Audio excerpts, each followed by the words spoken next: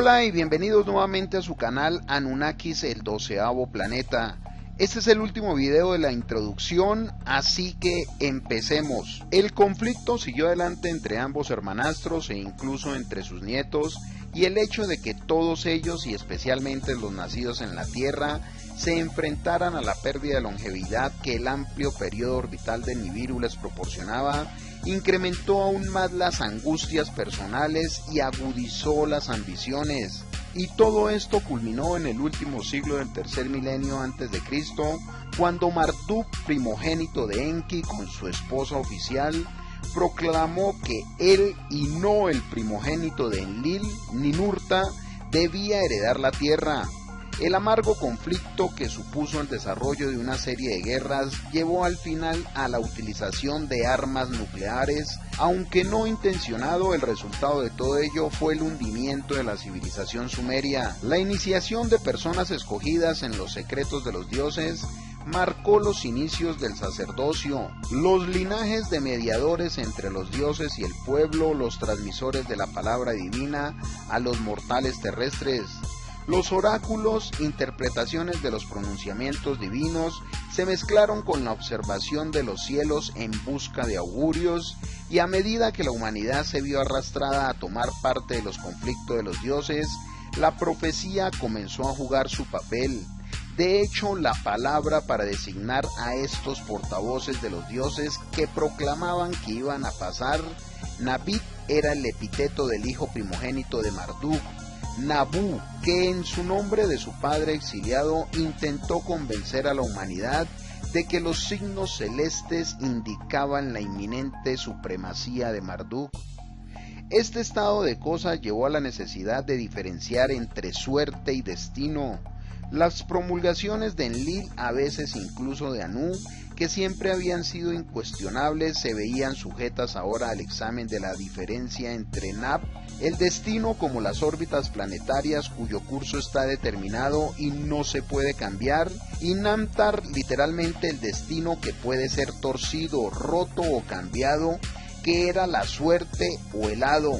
Revisando y remontando la secuencia de los acontecimientos y el paralelismo aparte entre los que había sucedido en Nibiru y lo que había ocurrido en la Tierra, Enki y Enlil comenzaron a ponderar filosóficamente lo que ciertamente estaba destinado y no se podía evitar, y el hado que venía como consecuencia de decisiones acertadas o equivocadas, y el libre albedrío. Estas no se podían predecir, mientras que las primeras se podían anticipar, especialmente si eran cíclicas, como las órbitas planetarias.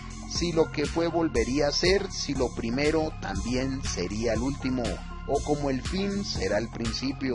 Bueno, en esta parte nos habla del conflicto que siempre tuvieron los dos hermanastros, que era Enlil. Enlil era el que tenía el mandato realmente en la Tierra, Anu era el papá, y Enlil era el hijo, el primogénito, él era el que iba a suceder a Anu, y Enki o Ea, él recibe esos dos nombres, y tenían siempre conflictos. ¿Por qué? Por decir quién es el que manda en la Tierra. Ese conflicto que tenía se pasó a sus hijos y también a sus nietos. La mayoría de ellos nacieron, de los nietos nacieron en la Tierra y tenían un problema, que estaban perdiendo longevidad. ¿Por qué? Porque los que son de Nibiru, pues ellos tienen una longevidad muy larga, ¿sí? Recordemos que Nibiru aproximadamente, cuando le da la vuelta al Sol, su órbita dura 3.600 años. Nibiru puede estar yendo o puede pasar el cinturón de Kuiper y puede ir mucho más allá, que digo yo, hasta más allá de la nube de Oort. Entonces esa vuelta que dura Nibiru dura 3.600 años, y los nietos de ellos estaban perdiendo longevidad, es decir, que se estaban envejeciendo mucho más rápido. Ese conflicto entre los dos hermanos, entre las familias, digamos, duró hasta los 3.000 años antes de Cristo, cuando Marduk, que es hijo de Enki, dijo: yo soy el que mando, o él quería la hegemonía en la Tierra, y la parte del hijo de Enlil, que se llama Ninurta, dijo: no señor, eso no es así, nosotros somos los que mandamos. ¿Qué llevó a ese enfrentamiento entre Marduk y Ninurta? llevó a que se utilizaran armas nucleares. Esas armas nucleares, si uno pues hace una comparación, serían la destrucción de Sodoma y Gomorra. Se cree que Sodoma y Gomorra estaban hacia el sur del Mar Muerto y se han encontrado trazas o cristales que aparentan ser fundidos por una fuente de calor externa muy grande. Podrían haber utilizado esas armas en lo que fue Sodoma y Gomorra. Si nos basamos en la Biblia, acordemos que cuando Dios iba a castigar esos dos pueblos, pues les avisó, les dijo que a la familia de Lot que abandonara, y la esposa volteó a mirar hacia atrás y se convirtió en sal.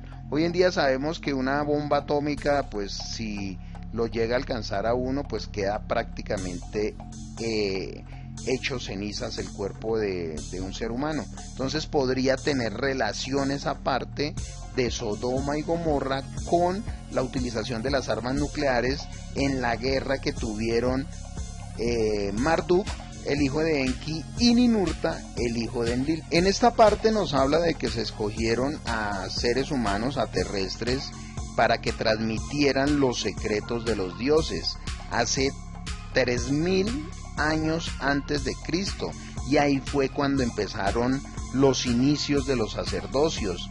¿Qué significaba eso? Pues que empezaría ya como la hegemonía del ser humano en la tierra, que le rendiría pleitesía o le rendiría culto a todos estos dioses Anunnakis.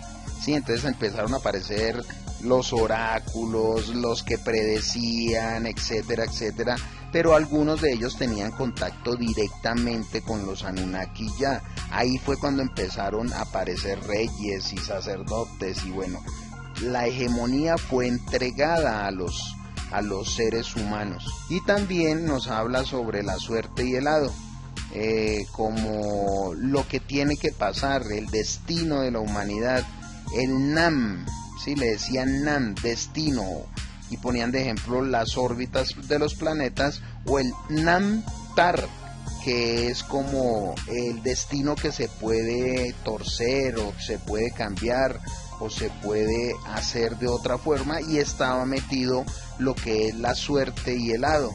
Ellos hablan de que prácticamente que el pasado de lo que pasó hace 3000 años, 6000, 10000, 12000, siempre va a ser el futuro de la humanidad.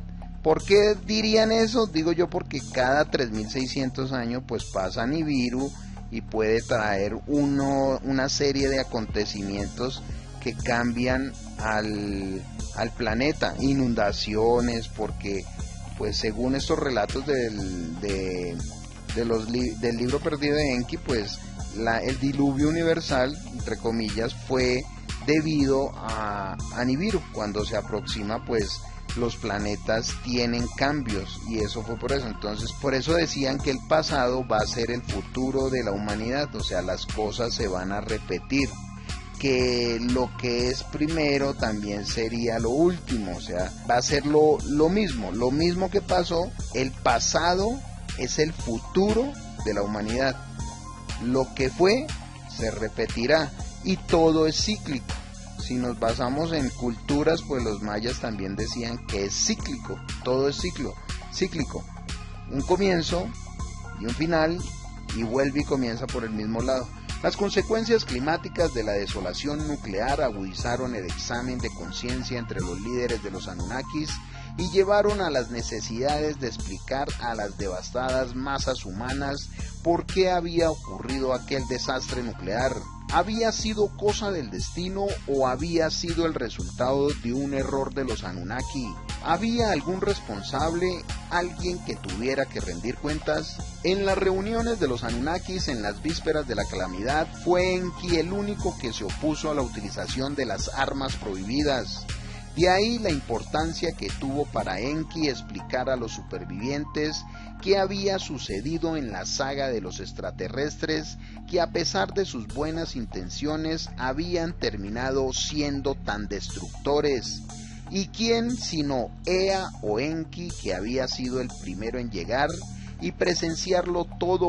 Era el más calificado para relatar el pasado con el fin de poder adivinar el futuro, y la mejor forma de relatar todo era en un informe escrito en primera persona por el mismo Enki. Es cierto que hizo una autobiografía, por lo que se deduce de un largo texto, pues se extiende al menos en 12 tablillas, descubierto en la biblioteca de Nippur, donde se cita a Enki diciendo: cuando llegué a la tierra había mucho inundado. Cuando llegué a sus verdes praderas, montículos y cerros se levantaron a mis órdenes. En un lugar puro construí mi hogar, un nombre adecuado le di.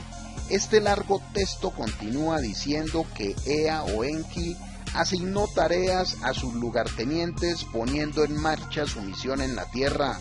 Otros muchos textos que relatan diversos aspectos del papel de Enki en los acontecimientos que siguieron sirven para completar el relato de Enki. Entre ellos hay una cosmogonía, una epopeya de la creación en cuyo núcleo se halla el propio texto de Enki, que los expertos llaman la Génesis de Eridu.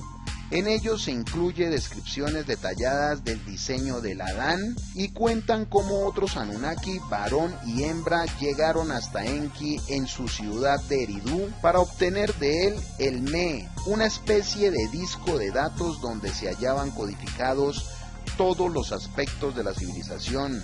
Y también hay textos de la vida privada y de los problemas personales de Enki, como el relato de sus intentos por conseguir tener un hijo con su hermanastra Niharsán, sus promiscuas relaciones tanto con diosas como las hijas de los hombres y las imprevistas consecuencias que se derivaron de todo ello.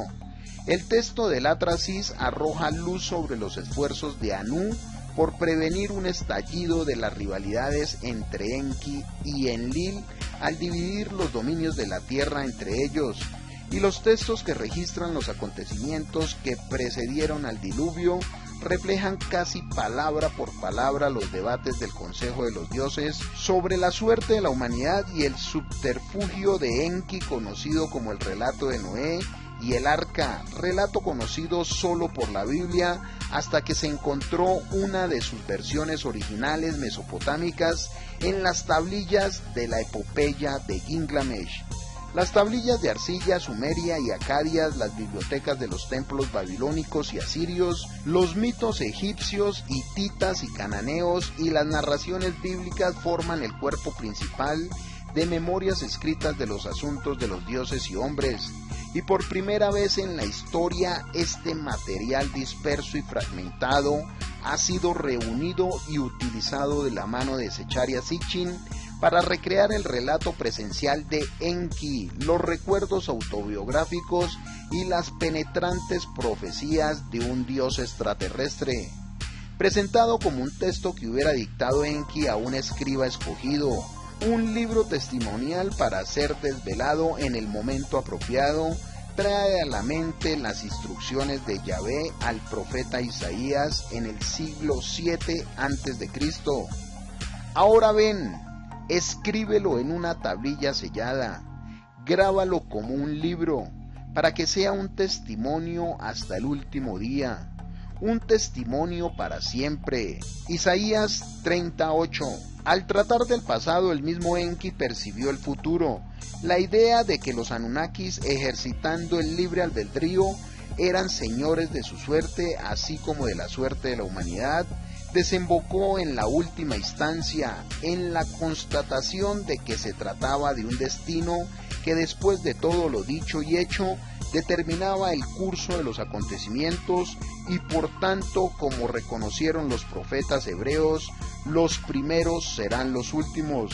El registro de los acontecimientos dictado por Enki se convierte así pues en el fundamento de la profecía, y el pasado se convierte en el futuro de la humanidad. En esta parte nos habla del cargo de conciencia que tenían los Anunnakis al utilizar esas armas de destrucción, las armas nucleares, y ellos tal vez decían que fue el destino o fue el azar o la suerte que llevó a que se utilizaran estas armas. Cuando los Anunnakis hacían reuniones para ver si utilizaban o no utilizaban las armas nucleares, pues con la batalla que había entre Marduk y Ninurta, los primogénitos de Enlil y Enki.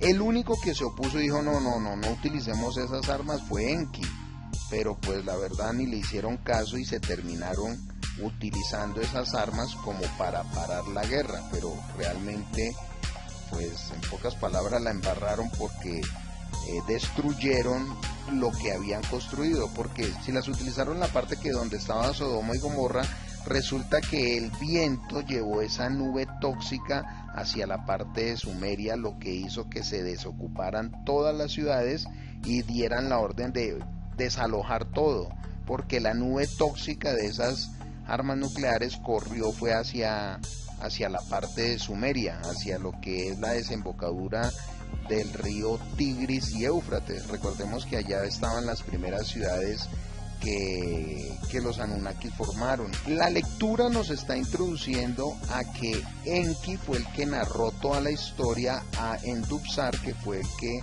escribió todo lo que Enki le iba a dictar. Entonces nos está introduciendo hacia eso y nos habla unos párrafitos pequeños cuando dice Enki que cuando llegó a la tierra había mucho inundado, cuando llegué a sus verdes praderas, montículos y cerros se levantaron a mis órdenes, en un lugar puro construí mi hogar, que entonces sería Eridu, la ciudad en la lejanía, y que le dio el nombre adecuado, pues lo dice la lectura, y continúa diciendo que él asignó tareas a sus lugartenientes.